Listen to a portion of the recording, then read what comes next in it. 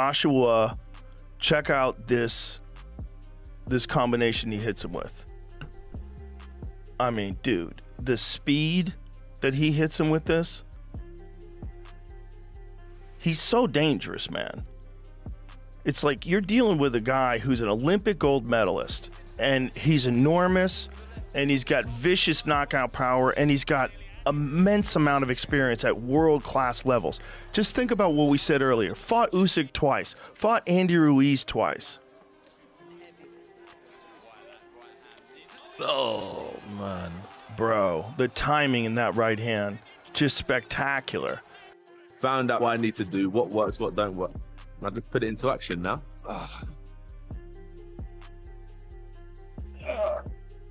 Oh, this shit ain't easy. Second session of the day. Probably getting around 10 rounds of sparring. That's it. Now box. Last 10 seconds. Come on. Don't get hit. Box. Come on. Sharp. 1-2. 1-2 hook. Come on. Finish sharp. 1-2. Get the 1-2 in or the jab. Come on. Quick hands. Come on. Quick hands. Time. Well done. Okay. Okay. Jump out, Josh. Yeah. It's good to box with him because what he shows you is that anytime you come out, he'll throw. Yeah. The only time he throws is when you come out from behind your reach. Do you know what I mean? That's the only time he throws. I know, that part's about discipline, isn't it? Exactly. And you know, with your speed, if you stay on the jab and the left hook and you move side to side, they won't get at you. It's when you pull out or you lean. Yeah. Just the only thing I say is that every now and again you do that leaning and for no reason. It's not as if you're under pressure. No, just that my body's not feeling yeah. It's not shot. Yeah. Anthony Joshua is training like never before, and now Joe Rogan has reacted to the frightening transformation that could spell serious trouble for Tyson Fury. Spectacular, as well. Over the top. I mean, that was a full force shot to the temple. I mean, he's Bill right now. So they wipe off his gloves, but you look at him like he's really feeling it right now. I mean, he probably has no idea where he is. And Anthony Joshua, my God, absolutely folded in half. Back that up again. Watch this. I mean, just steps into it with every ounce of his body. Stay around the shoulder. Make your life easier. Nope. Legs, legs. Just work on your balance again. That's it. Don't give him the shot. Look straight ahead. Don't look at the floor. Head and body. Good. Box, box, box. What's coming back? Enough. Don't load up. That's it. Don't load up. Don't load up. Hand positioning. Chin down. Turn around him. Don't stay in front of him. That's it. Now box. Last 10 seconds. Come on. Don't get hit. Box. Come on. Sharp. 1-2. 1-2 hook. Come on. Finish sharp. 1-2. Get the 1-2 in or the jab. Come on. Joshua is training harder than ever, believing years of hardship have taught him valuable lessons and prepared him to unleash everything against Fury. Improving and getting it right. Come on, time. Well done. Good, good. That was good finish, that was. By fight time, you just do stuff naturally. You won't even know that you've slipped that and thrown it. Keep on plugging away. Rogan is surprised, and in another conversation with Mike Tyson, both highlight Joshua's danger, recalling Klitschko and his devastating response whenever he gets pushed back. But he comes back from every fight that he's had better, you know? I mean, when one of the most impressive ones was he knocked out Klitschko. Oh my God. Klitschko's seen better days though. He fought great that night. True, but Klitschko dropped him first, and he came back and stopped him. That was a wild fight. Great fight too. That was a wild fight. Great fight. Yeah, it's a great heavyweight time right now. Joshua's no walkover, right. You know. It's just that for some reason, I don't know, we expect a lot from Joshua for some reason. Tyson believes Joshua's power is on another level, and that explosive ability could make him one of the rare heavyweights capable of stopping Fury. His powers. He's gonna have a beautiful life after boxing, because he's beautiful, yeah. He's beautiful, but his power is stunning. I mean, he has crazy power. And he's just an elite athlete.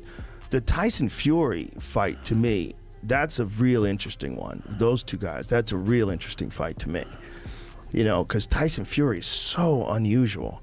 He's so tall and long, and his movement. I mean, he's got such a nice jab, and he's so good at like using distance and clinching. Rogan acknowledges that Joshua may have lost some of his peak form, but the biggest weapon has not disappeared. His raw punching power remains dangerous enough to turn a fight around instantly. Against Fury, that threat becomes even more important because one perfectly timed combination could force the Brit to survive under relentless pressure. A giant Olympic gold medalist heavyweight. I mean, Anthony Joshua is It's the thing that terrifying. nightmares are made of. And he's got that one punch nuclear power. One punch. And he's fast. It's an like there's certain guys that like in kickboxing couldn't translate over to MMA because they didn't have the kind of speed. Like Peter Aerts is a good example. He was a world-class kickboxer, one of the best of all time, but didn't have the style that would allow him to But then there was Mirko Cro Cop. Mirko Cro Cop, who was violently explosive, would perfectly transition to MMA because you got to be able to hit people quick. It was like a big part of it is speed. Not only Joe Rogan and Mike Tyson, Tony Bellew also sees something striking in Joshua's physical condition, saying the heavyweight carries an unusual combination of size, strength, and athleticism. In Bellew's eyes, that presence brings back memories of Mike Tyson, when raw explosiveness and intimidating physical power made opponents feel the danger before the opening bell had even sounded. He's a physical specimen. The best physical specimen the heavyweight division has seen in 20 years easy. I think he is physically the best heavyweight I've seen since the prime Mike Tyson. I'm not saying his boxing ability, I'm purely basing this on his physical capabilities, his speed, his power. He's unmatched. No one in the world is anywhere near as good. Deontay Wilder is extremely powerful, yes, much more one-punch power than Anthony Joshua, but his physical capabilities of getting from point A to point B are nowhere near as good as AJ's, and his technical ability, as we all know, is way off. But going further, Bellew believes Joshua will make Fury work for every second of the fight. Watching this training, Bellew sees a fighter looking sharp, powerful, and physically ready. His achievements, experience, and proven knockout ability already speak volumes, suggesting Fury could be facing one of the most dangerous versions of Joshua yet. States that no one cares about boxing, because outside of Canelo, Anthony Joshua is the biggest name in boxing, and nobody can deny that. And then outside of AJ and Canelo, the next best name is Wilder. Sorry, not Wilder, it's Fury, the man who defeated Wilder. So these two guys are coming up against each other. Of course they are. Anthony Joshua can't go anywhere in the world and not be recognised and mobbed or whatever. This guy's an Olympic gold medalist. This guy's the former unified two-time heavyweight champion of the world. The guy's been under the spotlight since 2012, not just in Britain, but globally. Because that's what Olympic gold medalists do. They set the world alight. And then unifying it in double quick time is just adds to the charisma and adds to the razzmatazz and the big rigmarole. So, backing Joshua to win, Bellew expects him to seize control early and break Fury down with sharp, powerful combinations. His prediction suggests the fight could end far sooner than fans expect. In Bellew's view, Joshua cannot afford to leave the result to the judges. He believes the clearest path to victory is a knockout, forcing Fury to survive every dangerous exchange. It's going to take time to get him to stay still. I think it'll take 4, 5, maybe 6 rounds until he starts nailing them clean with the 2s and the 3-punch combinations. I think at that stage, he may be behind on points even. But I think he will catch up with him, you know, from round 6 onwards, and I do think it's an AJ victory. But make no mistake about it, it's a very, very hard fight, and an even harder fight now that he's took on Lomachenko on board. Francis Ngannou sees Fury holding the edge in pure boxing ability, believing he could outpoint Joshua across 12 rounds. Still, Ngannou questions whether Fury remains at his absolute best. For Joshua, the message is simple: strike early and force the finish. If the contest drags into the championship rounds, Ngannou warns that the momentum could quickly turn against him. Just now for almost a decade, so finally happened. And what do you think? Which of them do you think will win? Well, again, at this level, I think it's very close. Everybody can win. And then it depends on how the fight goes. I think if it's going to be like go to decision, I give the decision. I will pick Fury if this fight go to decision. And then if it's like a knockout, I think Joshua has a chance early in the round, but as far as the fight goes, it's going to be way off on the Fury favor. Having Usyk's team behind him gives Joshua another major weapon, adding experience, confidence, and a strategic edge. Joshua may see Usyk's team as a valuable addition, but Fury refuses to give that partnership much credit. He argues that he was the fighter who tested Usyk most severely and believes he can put Joshua through the same ordeal. To Fury, extra guidance from Usyk's camp will not matter once they share the ring and settle the rivalry. It won't help him. It won't help him at all. I punched the head off Usyk and I punched the head off AJ as well. He's fit and sweet now he's training. I hope he's in the corner as well. I mean, because I was literally going to say, look, we love Rocky movies. Imagine that. You've got AJ, Usyk in his corner, beat one, call out the other. That's the stuff of drama. I'll bring Lennox into my corner. Do it. Well, obviously, you've been training yourself for this fight. Have you thought about bringing who's going to be in the corner on the night? Have you thought about bringing in someone? Whoever's there on the night, whoever's around me, I've got a team, you know what I mean? And we're all close, everyone's close in my team. Stepping in, Amir Khan now sees the matchup as far more competitive than before. He once would have backed Fury comfortably, but the long layoff has changed his thinking. Joshua, meanwhile, has remained active in training despite setbacks. Khan feels that Joshua's strength, preparation, and time spent sharpening his skills could ultimately give him the crucial advantage. Always does well and looks good and boxes smart. But then at the same time, you have to look at AJ, because AJ's got a good boxing pedigree and he's always performed at the highest, you know? So it's a hard fight to call now. Before I would say Fury, but now it's a 50-50 fight. I think now it's hard to call who's going to win that fight. What's changed in the... What's changed in that is because I think Fury's been at the game for a long time. And I think with AJ's always in the gym, keeping himself taking over. And, so I think... it's a 50-50 fight. Both of them have been through ups and downs in their career. For Joshua, this fight represents a chance to rebuild everything that setbacks have taken away. Defeats against Alexander Usyk and Daniel Dubois left questions surrounding his future, making victory over Fury especially meaningful. His support also stretches beyond Britain, with Saul Canelo Alvarez backing him publicly and expressing hope that Joshua settles the long-awaited heavyweight showdown with a win. I hope Anthony Joshua. I always with Anthony Joshua. It's a good fight, but I go with Anthony Joshua. Why Anthony Joshua? I want Anthony Joshua to win. On the other hand, Carl Froch favors Fury on the scorecards, believing his movement, tactical awareness, and control of the fight will give Joshua problems across 12 rounds. Froch also questions what remains to motivate Joshua after accomplishing so much. I think it's an easy pick. I think Tyson Fury wins on points quite comfortably. I can see how AJ wins.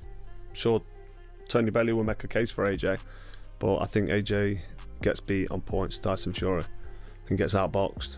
I think Fury keeps him out of the way, manoeuvres him. He's past his best Fury, he's slowed down, but so is AJ. He's not throwing as many feints per round now. His hands, he's not throwing combination punches like he used to. Single shots, he gets hit a lot, which gives AJ a chance to chin him, but I don't think that he'll be in the right headspace. I don't really think he wants to box anymore. I don't know why he's doing it. He's made the money. He's had the title. Meanwhile, Joe Kzagi leans toward Fury if this fight happened today, pointing to the champion's recent form as the key factor. Kzagi believes fighters are judged by what they have shown lately, and Fury currently appears stronger at the highest level. However, he still rates Joshua highly and expects their all-British heavyweight showdown to become a massive event. One might be on a few beers, so, what are they doing, man? But if they fought now, if the fight was going to happen now, I think Tyson Fury has to be the favourite. I think, judging on you're as good as your last fight, I think Tyson Fury would be the favourite right now. I think he's the best fighter in the world judging his last fight.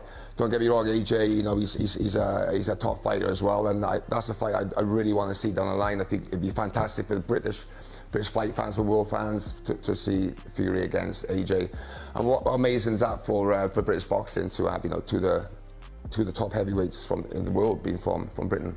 At the same time, opinions have shifted considerably since their last fights, with Fury gaining support for one major reason. Joshua's knockout power remains undeniable, but questions surrounding his durability continue to influence predictions. Several respected fighters and analysts believe Fury's movement, timing, and ability to exploit openings could expose those defensive weaknesses, giving him the advantage when the pressure reaches its highest point. AJ's chin is shot, and AJ is not the boxer that Tyson Fury was. I don't know about is anymore. He has massive power in his hands, so sure, he's got a puncher's chance, but I'm swinging all the way back toward Tyson Fury at this point. I really am. Because out of the two of them, I think Tyson has more in the tank than AJ does, which is crazy to say. But when I look at AJ fight and I look at him get put down 4 times by Daniel Dubois, 4 times. Gets put down twice by Christian Pringa, put down by Andy Ruiz, put down by Klitschko. I mean, he's been on the canvas a lot. And so has, by the way, Tyson Fury. But Tyson Fury still feels like he recovers quicker, or at least better than AJ does. That fights he gets put down in, he somehow wins. But I just sit here and watch AJ, and I don't know if people are just not recognizing it. And again, I have to pull up. Adding to the debate, Dillian Whyte outlined 2 completely different routes to victory. He sees Joshua needing to make his power count early, while Fury's success should come through movement, intelligence, and controlling the tempo. Whyte also made a striking prediction, claiming that whoever wins this enormous British heavyweight clash could mark the final chapter for both fighters.